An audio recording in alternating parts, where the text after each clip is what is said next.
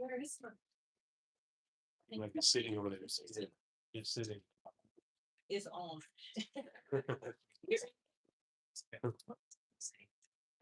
All right. Good afternoon, everybody. Thank y'all. I will echo Adrian and thanking you all for spending your afternoon with us. I'm so excited to be here in conversation with Ashley Joy about her work. And looking forward to bring you all into the conversation, but we'll let this flow organically. My name is Kimberly Springle. I'm the curator for the exhibition. I'm a public historian, creative entrepreneur, cultural preservationist consultant. By day, I'm a museum director of a local history museum and also the founder and principal consultant of GTMF Legacy Enterprises. So I do work around heritage preservation, history preservation, genealogy work, and even art and culture as well, like what we see here today. So I'm also an avid collector, which is how I got to know Ashley Joi, as I've collected many of her pieces. And we'll talk about a lot of the things and the concepts. But as a public historian, I really appreciate it speaks to me. So we look forward to the pieces coming off the walls and into homes of collectors because then they become conversation pieces personally for us as well. And yeah, so I'm pleased to join in conversation with her today. And just a quick introduction, and then she's gonna tell you about herself. But as you know, Ashley Joy is a multidisciplinary artist, working with multiple mediums that you see around. A lot of themes around African American history and stories and narratives, and also the resilience of our ancestors as well. So I think I want to kick off the conversation by really having you share a little bit about yourself, your art journey, um, and who you are as an artist. Okay. So I'm someone who doesn't really like to talk about myself. So doing artist talks is overwhelming in general.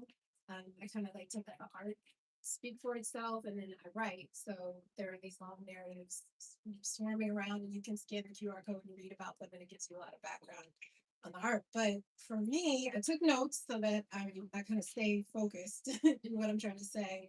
But I started arting around the age of 4, and I call it arting because I was doing like everything. I used to do collage and didn't know it was collage. I was cutting like dresses out of catalogs and creating backgrounds and gluing those together. My grandfather taught me basket weaving, and we did puzzles like those big, like 500, I mean, wait, 50,000 piece puzzles. So that helped me focus and like my attention to detail. Um, my father was a bricklayer in addition to his day job, so I used to go labor for him, kind of apprentice, and I learned how to use, I guess, what now is like mediums and other materials. And then I painted because I had a teacher in my family who was a art teacher, and around the age of 4, she started using me as her guinea pig. And then my family realized, like, oh, she can draw. And I come from a really creative family. So, like, my mother is like a mezzo soprano singer.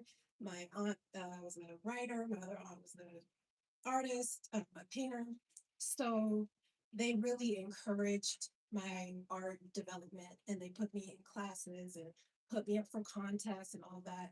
And I actually learned recently in interacting with other artists that's rare. Some people are told like you can't be an artist. We don't support this. This is why I took notes. um, so I kind of did like advanced placement in school, and then I detoured and went to college for graphic design, and then I did an internship with Voice of America. Realized like this isn't art. I don't enjoy this. I'm just packing away at a computer, and then like had life for a while.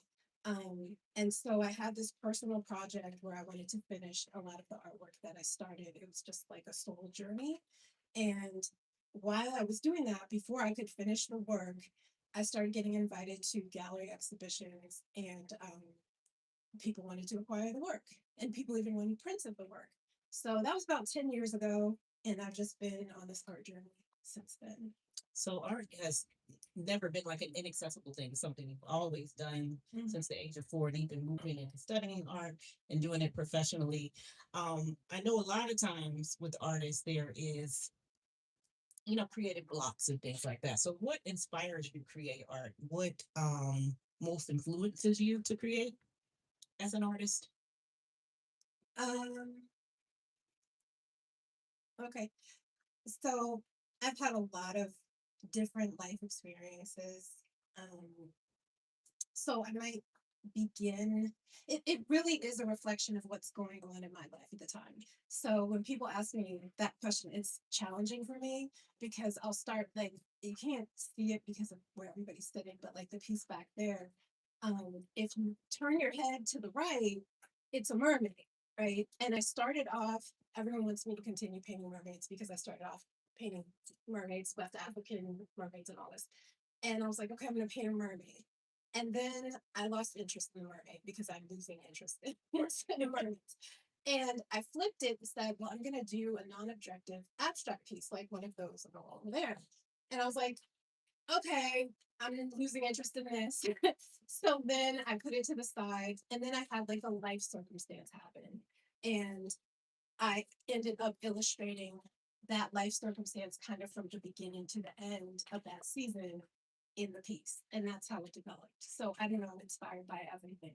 I love that. I mean, it shows again an organic process. So you may have a vision, but then depending on what's going on with you in life or inspiration, otherwise it could turn into something completely different, which is beautiful, I think.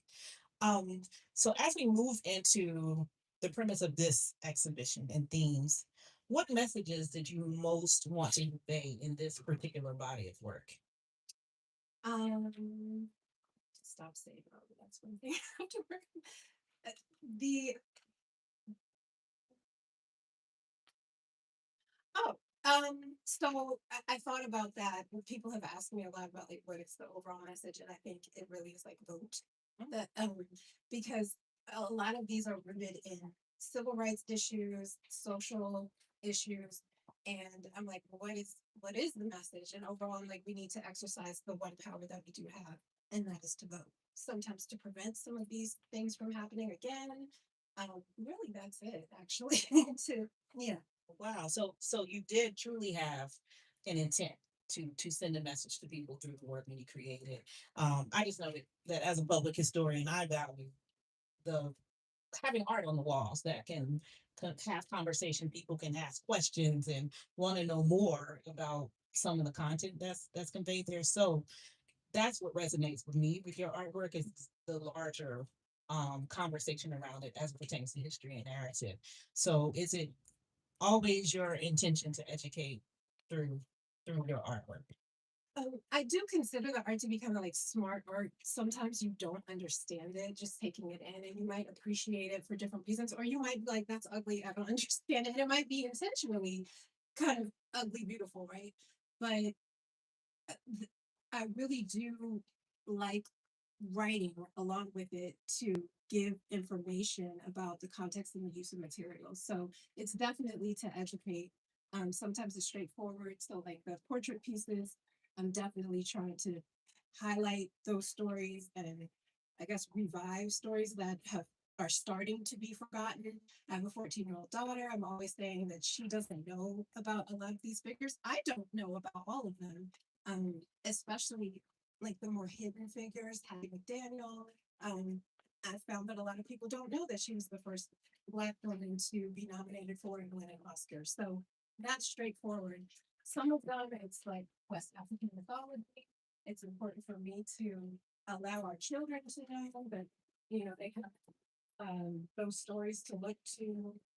And yes, so yes, the short answer is yes. So I wanted to get more into your portraiture as well. You talked a little bit about, illuminating some lesser known people and also you have some more prominent figures. So what how did you choose or why did you choose these particular individuals to depict in this portrait series and some others that may not be on view here but other places? But what is your impetus for the portrait art?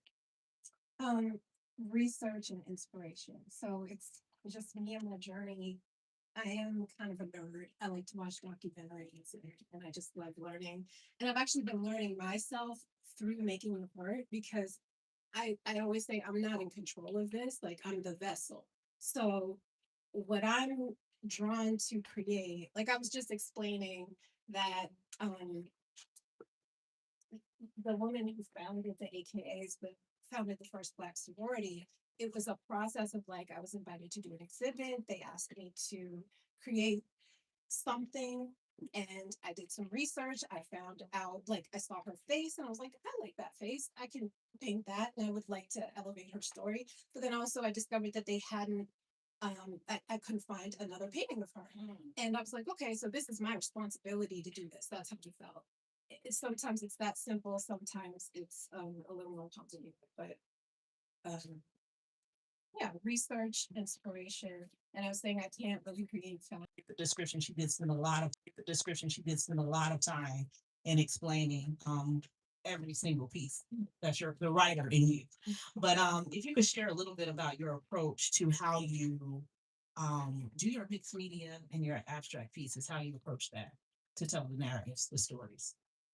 I think it's sometimes an organic process. I would say, like with the black one, I'm thinking about expanding into a series about the seven deadly sins. I think, this I have to be careful what I say sometimes, but I feel like this country is kind of rooted in Christianity, or it's supposed to be, and we are violating the seven deadly sins in very obvious ways sometimes. So that one was pretty straightforward. The white one behind that, I started out with a completely different sin as the narrative. And as it came together, I realized that it was going in a completely different direction. I don't know if that's because of like the social climate that we're in. And I just really felt compelled to express something else. But that's when I go back to saying, like, I'm just the vessel. And, I started doing something that I didn't understand. It came out. And then I said, well, I think I want to go in this direction. And then it came together and it felt right. So when I'm not doing something that's like, okay, make a face and execute it because I decided I wanted to create this person, it really is like an organic evolution of the piece. It's good. And I want to just clarify that one's called Pounded Flesh. The It's called Wrath, Power Wrath, Pounded Flesh, Yes. and Greed. I Love You, which we're going to talk a little bit more about later. Okay. Um, so in regards, so what's most intriguing to me about the the compositions, and I don't know if you all picked up on it, is Ashley Joy uses everyday mundane raw materials, coffee, chains, sand, plastic bags, or any species. How do you make choices for what materials you will use in your pieces, and can speak about them a little bit and how you hope that they translate? I appreciate it because they look totally bedazzled, and then you look and you're like, that's coffee or that's a plastic bag, but it really translates beautifully in the piece. Can you share about that? Yeah. So it is intentional. And so they're kind of broken into categories and then they're kind of filled depending on like what else needs to be put together. I use non-perishable food items to speak to food insecurity. So I feel like at the root of um, the control of humanity is food, food and water, right? You can't survive without food and water. So it leads to desperation, which puts us in the system we're in society. I say, like, we're all slaves. And on the other side of things, um, it creates anger and tension within society. So I use those to always speak to that. The trash or discarded items. So like when I'm looking at this one, I've used grocery bags. I've used a lot of different like found objects, which I guess you would consider trash. That speaks to our ancestors creating a rich culture with limited materials. So that's throughout the work. And then sometimes the work is like I'm somewhere having a meaningful experience and I take something with me. So like my daughter and I collected pine cones from East Potomac Park. We collected seashells from Lewis Beach. We collected sand from Rehoboth Beach. It'll be something like that, and I weave that into the piece. I like using those things more than just using like a medium that you scoop out of a container, and I just feel like it. I think it provides energy into the piece, and it depends on how into energy you are. But I feel that. It absolutely draws the energy in. I can feel that, see it translates very well. Um, so that is one of your techniques, a major one. But the next question was, what techniques do you feel define your style as an artist, and how has your creative approach and style changed over time? So I know from seeing the evolution of your work, but can you share about that as well? See, I have all these novels because but I'm real brainy and like I'll take you on this journey and we'll be talking for hours. So it's like, okay, I have to write some things down. That's okay.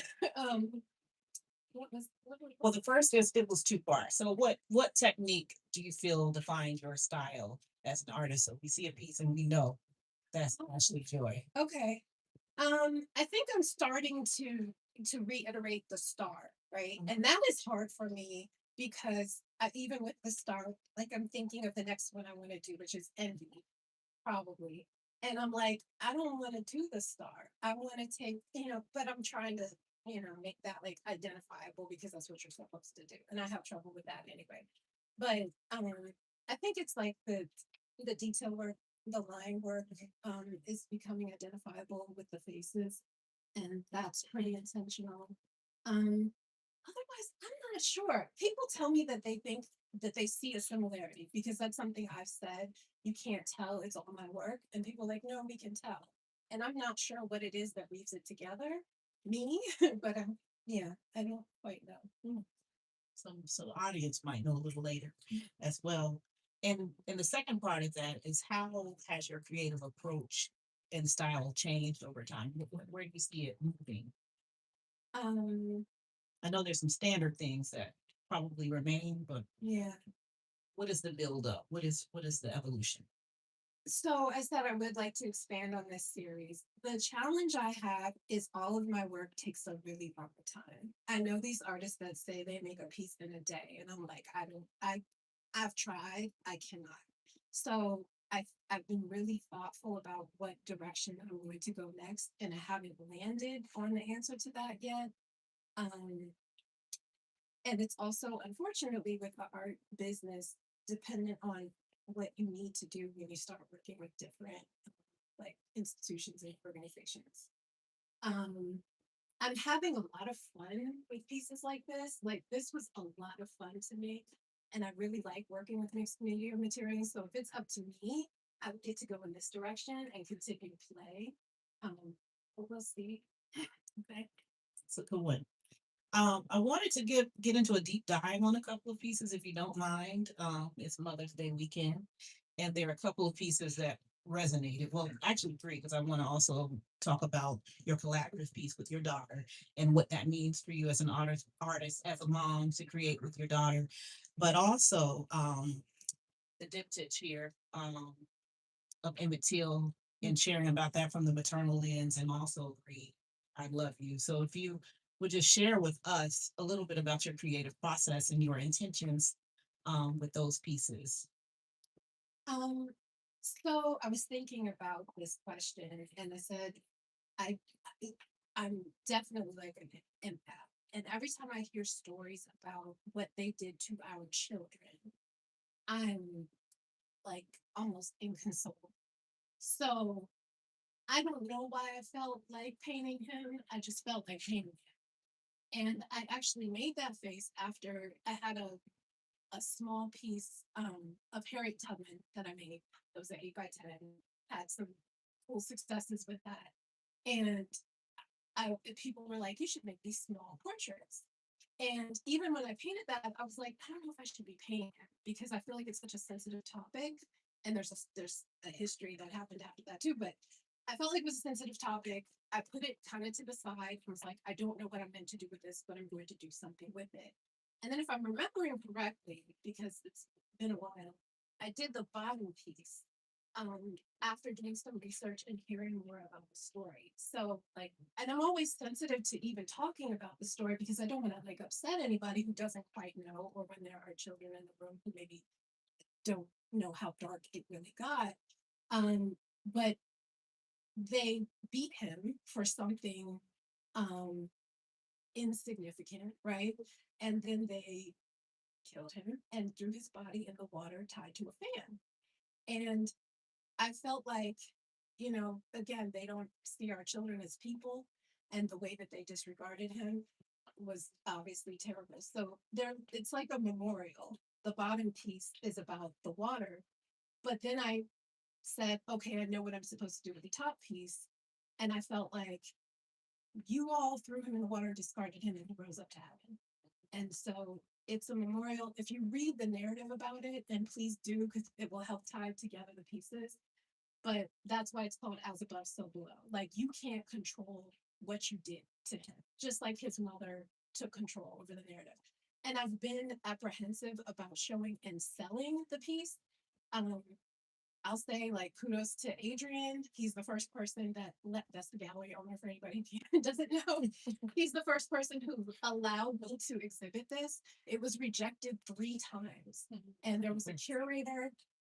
She wanted to show it, the place would not allow it to. And then there were 2 others where I think because of their board, they just couldn't. And also selling it. I've been like, well, I want to know where it goes and who, I want them to appreciate it. I don't want someone to, like some of the collectors do, put it in a freezer somewhere. That's basically what those warehouses are.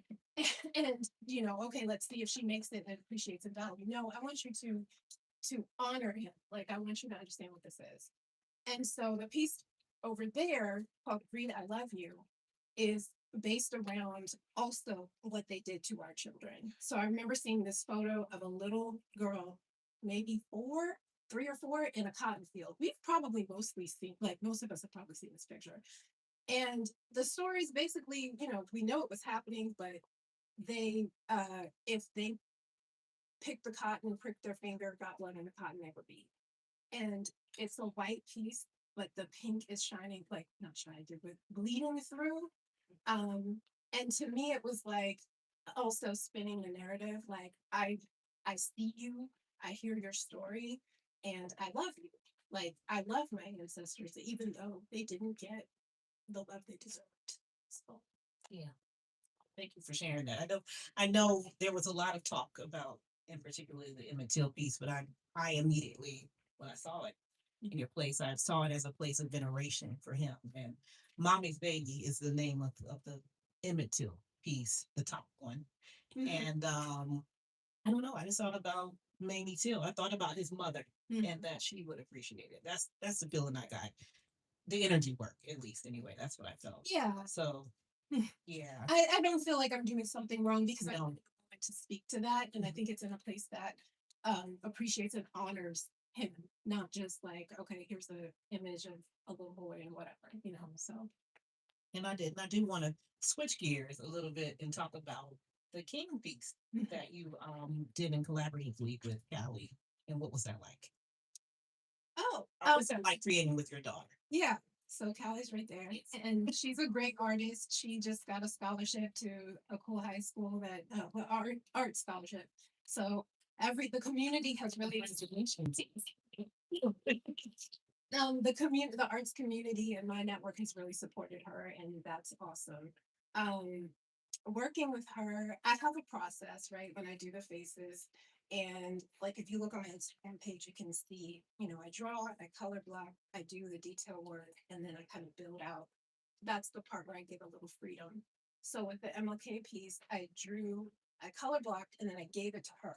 And okay, and I said, this is the control freak in me. I said, I want you to do this.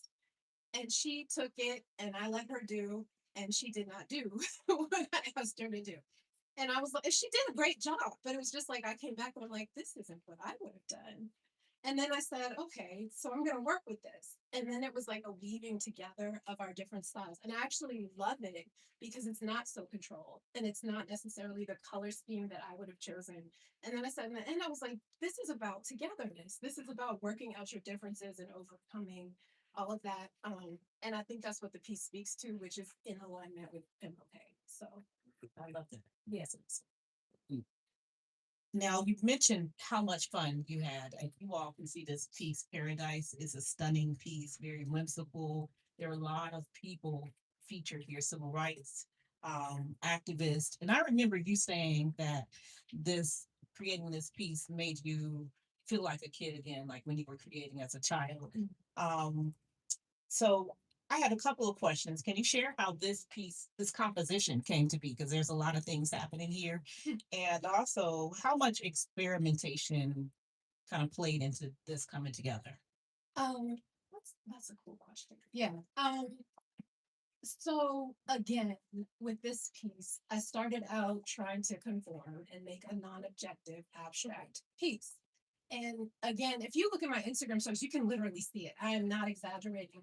I started off just like I'm gonna do whatever. And then I looked at it and I was like, it looks like a landscape. So it had like this and that you won't know because it's too layered, but I kept looking at it and I don't know what experience I had, but I said, I want to put Rosa Parks on a spaceship. And it was like, don't do it, don't do it. And then it was like, I did it. Like, I just painted her in a spaceship. And the whole energy was like, I'm so tired of us being restricted by society that I just want us to like leave.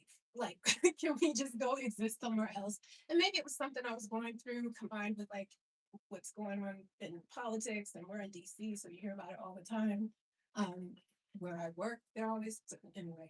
That's another thing. But um, and then I just built from there, and I felt like I wanted to uh do a little of decentering the men in the civil rights movement. We talk about them a lot, but also I learned.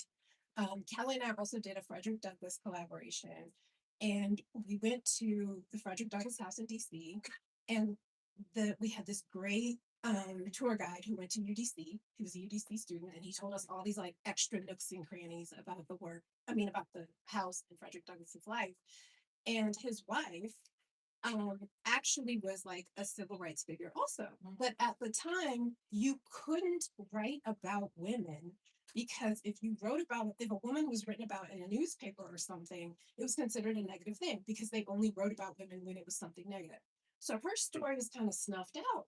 And I feel like when I was researching about a lot of these female civil rights figures, I was like, well, not only were they advocating for social justice and civil rights, but for themselves as women to be seen and to have a place. So it's just something I felt like I wanted to do. And I was like, it's my art, so I get to do it. And so I have Ida B. Wells, Asada Shakur, obviously Harriet Tubman, Rosa Parks, Colette Colvin. A lot of people don't know that she was the first one to have the bus incident, I guess you would say, and then Angela Davis. And I wanted to put so many more women in here, but I kind of ran out of space. So. Awesome. And so the theme of paradise, where does the naming come from? Um, I think because it's like, at least in part,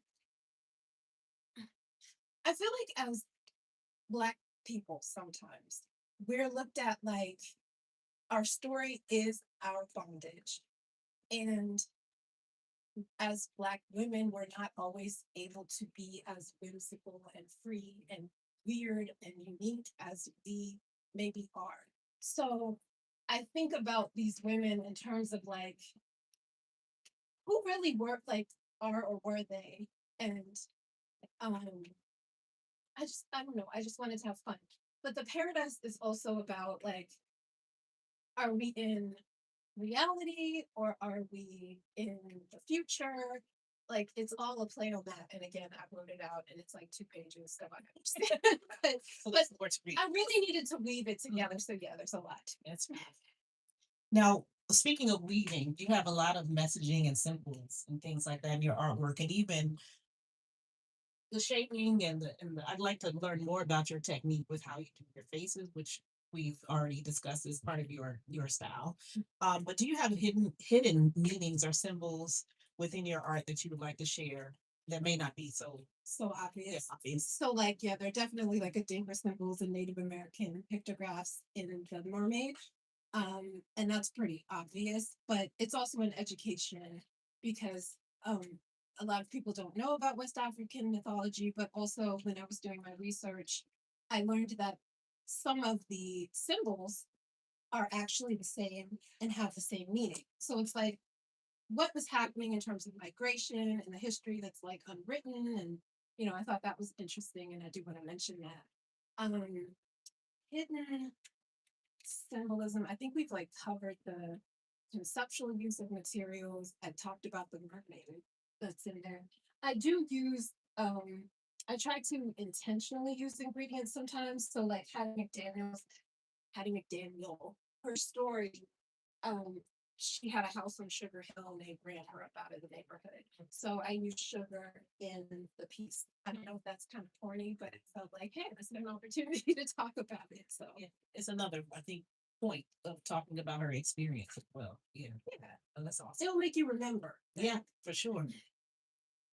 So as far as like again this body of work, and I'm proud of you for pulling the exhibit together. I think it's a masterpiece of materials, and it's not easy. And so I want you to talk about yourself. I know you don't like to do that, but what are you most proud about in regard to your development of this body of work? Um, I think I mentioned that like in the art world, in the art business, you get pulled into conforming. And they say if you want more opportunities, if you want to open up the market, you need to do a certain type of thing. And centering Black stories and Black people in work is challenging. It limits you a lot of the time. So I think I'm proud, not only I am proud of myself for pulling together a body of work, like doing all this work. I don't think people know how much time it takes. I have a full-time job, and like to finish some of this, I stayed up until 3 o'clock in the morning for weeks getting the work done. So I am proud of myself for that. I've also come a long way. A lot of people don't know details of my journey. I just shared yesterday, like on my Instagram, that I was sleeping in my car at one point because this was not working out. And there are a lot of artists that have that story. So I'm just going to speak to that. But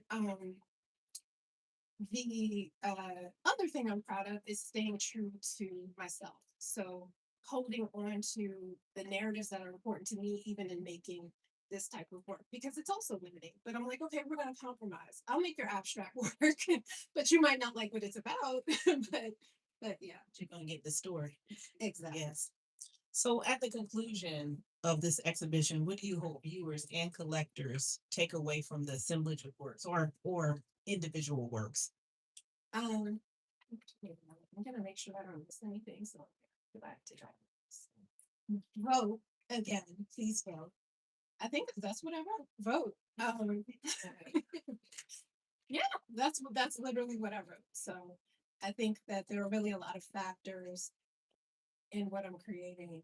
Um, so yeah, vote. Vote. Y'all got that? Are there any new projects that you're working on that you're excited about? I know you were talking about perhaps another piece or a series of things that you want to share. Um, I did all the work, a lot of the work, and there's some opportunities that have come up. So I have like a duo exhibit. I'm in an exhibit with like a really cool curatorial group, and they have something coming up with like a entertainment industry thing. So I'm excited about that. I applied to something in New York. It aligned perfectly with my work. That's usually a good sign, but who knows? Sometimes you get the rejection and you're like, oh, I don't understand. Okay. But we'll see if that goes. And then I can't even think beyond that. We'll see, what happens. Awesome. Was there anything else you would like to add before I open up the floor to our lovely audience here? No, nothing. Okay. Well, thank you. I want to, yes, please give her a round of applause. And I'd like to open up the floor to anybody if you have any questions about anything about work, about to the artist, to myself. I have a question. So the portraits, are they just from your kind of imagination, or are they from actual picture that you've seen and then you're just Just repeat the question. Okay, the question is, are the portraits from an actual image, a source image, or from your imagination? Um, it depends. Some of them are so like I believe with the image. So sometimes I take like 3 photos and I'll make the image based on like missing information that's in one and a little information in the other. Um, the Emmett Till photo, I believe, was the photo that he had the hat on, and I didn't want the hat. I felt like it was a distraction. I wanted to see his face. So that's why it's a complicated answer because it's like, well, I did reference that photo, but I didn't do it exactly as the photo was. Just like Dorothy Height, her hair is obviously not cherry blossoms. So, I adapted it. Yeah, I think that's the answer. But with like the mermaid, all of these I did the same size. But like the mermaid, that was like a combination of random reference photos because I wasn't making a specific figure. And I gotta say, I love the colors. Like the purple, the blue. It's kind of intertwined in everything. Was it Maybe different, though? that's what people see when they say, "No, I can tell it's your work." I sometimes feel insecure about that because I'm like I'm using these bold colors, and when you go in museums or you look at some of the collectors, they want these like muted, washed out kind of things, and I'm like, no, I'll stay. And I wrote this down somewhere in here, and I didn't get to it. My daughter's 14. She has literally like grown up in museums and galleries, right? She is the future, right? And I'm like, who's going to be collecting work in 10, 20 years? Her generation. And she tells me, I think those pieces are boring. She will tell me that. And not mine, but like the work we see in something. She'd be like, that's crazy. Like she'll look at mine. I've got this glitter and all. Literally, like one time she was gone for the weekend, came back, and I had done this whole the piece back there, the Exodus. Okay. And I had done all the glitter, like I had a whole thing come out of me, and she was like, "That's crazy," and I'm like, I like that. Like this is how I feel. This is how I want to express myself. I know what I like, and sometimes I feel like the work is boring too. So I'm like, well, I'm gonna embrace this. And that's when I was saying, like, I stay true to myself. It's sometimes challenging, but I do. Beautiful. Thank you. Anyone else ask away? Yeah, I was gonna ask about your what is it, wrath pounded flesh piece? Mhm. Because I'm Yeah, that's it. drawn to that one. What is the material that's in the middle that kind of looks to me? It looks like kind of like a not a jellyfish type material. Did you need to repeat the question or could we hear? Well, the question's about what type of material is she using in Wrath Pound of Flesh, that the center that looks like a jellyfish. So a lot of people think it's leather, and I love that because that fits the narrative, right? Gotcha. But it is scuba material. So I'm going to give tribute to who I went to the Kennedy Center, and there was a fashion designer. I went to like a little fashion show over at the Arc, is it? And he had created all of these like sculpted pieces out of that material, and I held that for like 2 years, and then I was like, I want more depth to the material, and I went to the fabric store and got some and started just like working it out. So that's what that is. Wow. Yeah. Yes, right. How did you get into the mermaids and the like the Yoruba sacred stories, and are you going to be exploring that kind of stuff more in the future? I know not the mermaids, but the like like the Yoruba sacred stories and stuff. Um, I So I started when I was painting like intuitively, like at the beginning, all of this. So like 10 years ago, I just was like painting black mermaids. Kind of, to be honest, it started with like, I'm just going to move paint around on the canvas. And then I started kind of like, I'm not crazy, but I started seeing things and I was like, I'm going to go in this direction. And a lot of times it came out as a mermaid. And then I learned about the Yoruba um, deities, right? And a lot of people don't know. So I felt like I started with the I want to educate, but I also want to learn. And it was kind of like a flow between those two. And then I stole a lot of those pieces. I realized a lot of people like to use them for their altars, which was encouraging. And then I had an opportunity to do a commission for Georgetown University and presented at the National Museum of Women in the Arts, which I think is where I met Kim. I'm not sure, maybe before that. I don't know. But I did a piece for like it was a study on girls and gender justice, which aligns with me. It was about like Black girls having emotions that are recognized. So it works, it's in line with some of these things I've talked about. And then I expanded on that series and did a series of Orishas individually, and actually Kim owns one of those pieces. And that's where that came from. So I've kind of had that journey. And a lot of people, it's like a weird pull because people are like, no, I love those. And there's a need for those. And I want you to keep making those. But as an artist, I've evolved kind of past that right now. So I'm not sure where we're going. Thank you. I'm sorry. Yes. Actually, how does your theme influence your work process? And also, I see a lot of various materials.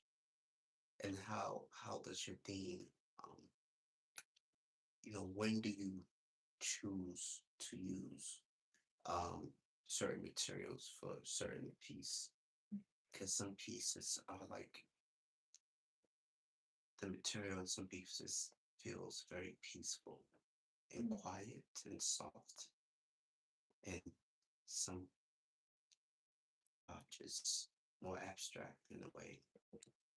But because as an artist, sometimes I just create the piece because the materials are around my studio. I can find anything, and then after I give it a theme because I enjoy the work process. It can be various themes, or sometimes I begin with the and the materials that I use, and the image comes out from that thing, and then it's finished for me. Yeah, I think that's true to my experience too. That it's like, so years ago, I was just painting, right? And then I got into mixed media because I was literally, it was like middle of the night, I ran out of the colors that I wanted and I grabbed some magazines and started like cutting up paper and doing that. And then I was like, I like this. I like the patterns and textures in the paper. And then it just like has evolved into, now I use all different types of things. It is often, what do I have here? So like when I made the breed piece, I didn't have any more of that scuba fabric. I grabbed what I had at the time. And part of the reason that the pink showed through was because I painted everything pink to cover the pattern on the fabric. And then was like, I need to actually go in a different direction and paint this white, but the pink wouldn't completely cover. And then I started to embrace that. And then somewhere as I was like working on a different part of it, the idea came to me like, oh, this is what I'm meant to or want to express.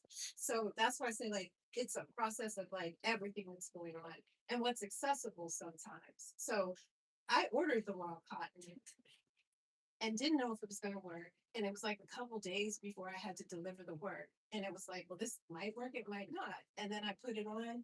And fortunately, I've worked with materials for so long that I know how to like do it quickly. But it was like a one-shot deal. And it's like, okay, if that hadn't worked, I probably would have painted over it or added something else to it, and we would have had a completely different thing. So I don't know if I'm answering the question, but like it's just There's so much of work process and stuff that's accessible for you to follow that.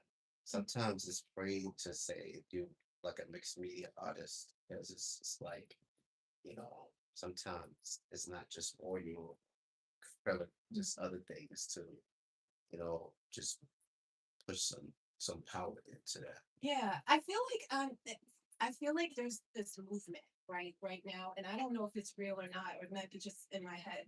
But mixed media artists are kind of holding true to who we are, and it's like, yeah, a lot of people like you need to use oil and you need to paint like this or you need to do like this. And I see a lot of people using glitter and jewels and all types of non-conventional materials, kind of like, no, this is what we want to do and we're going to do it. And you can't tell us that this uh, isn't art or whatever. And I feel like I'm a part of that. Um, yeah. It's good. I have another question too, about your but I think it's have you done anything else with kind of in that same vein, story of a tale or kind of like that environment, right? Have you done anything else besides? The question is, have you done any other compositions about Emmett Till's story or the environment or issues like that? Yeah. Specifically Emmett Till, no. And as you see, like I get emotional talking about these narratives. I don't think that I can.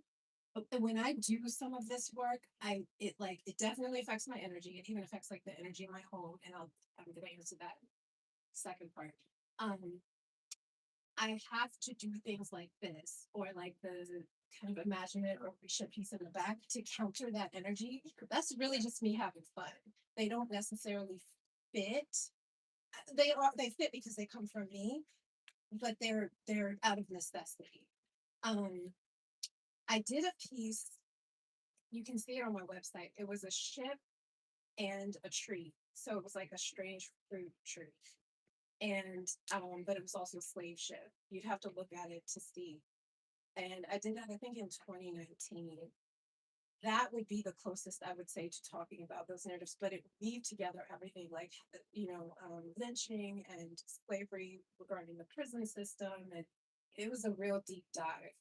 I think that's the closest I've come to something else that's like out of kind of tragedy, and I'm going to put it in your face and make you think about what happened. Yeah.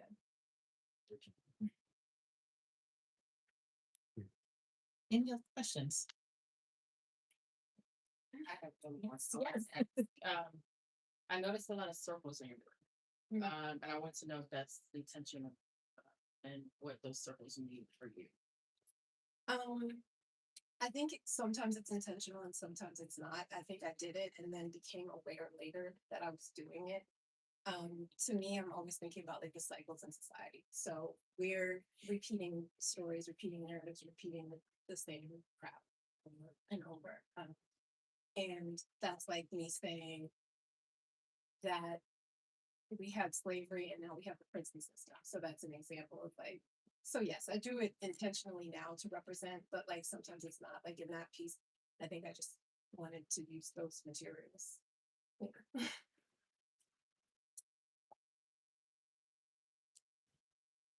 Yeah. No more questions?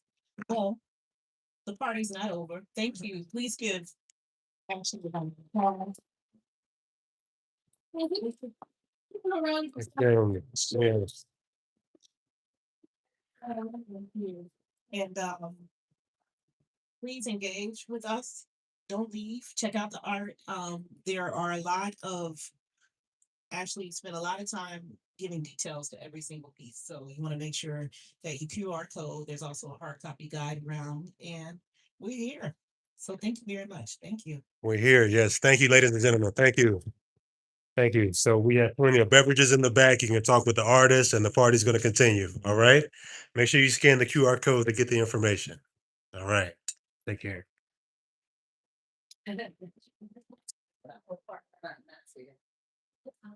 Awesome. Does this turn? It does not. Oh, she's always hot all the time. Thanks for that's a cool thought. How are you? Good.